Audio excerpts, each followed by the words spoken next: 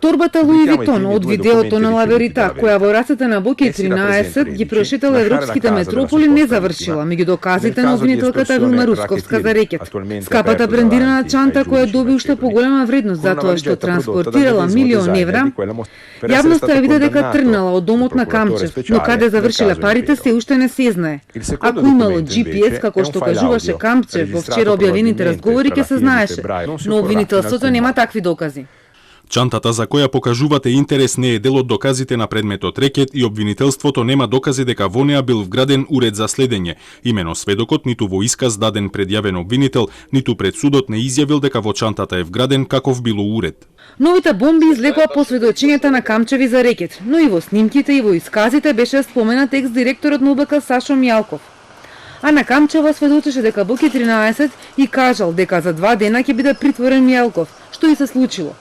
Камчев и Мјалков беа осомничени во империја и двајцата пред нова година излегоа во чутка во домашен притвор со зелено светло од Катица Јанева. Нам неколку наврати во рекет. Дадовте ли некакви пари за империја? Немам никаква конекција со тоа.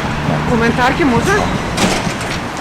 Во новите снимки се зборуваше дека на истражител биле дадени 100.000 евра за стикче, односно уред за чување податоци. Во друг разговор пак се изразува сомнеш дека во обвинителството кој го води Русковска најверојатно некој работи за ВМРО и дека нејзина колешка податоци од компјутер дала на лидерот на партијата.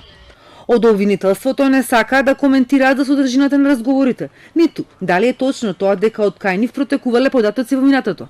Упатуваат на вчерашното соопштение.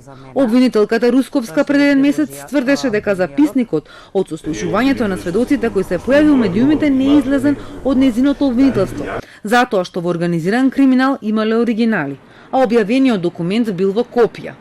Копираните документи минале низ кривична апелација и више обвинителство, но досега не се откри кој бил кртот. Не се расчистени ниту објавувањата на многу разговори последнава година на различни социјални мрежи.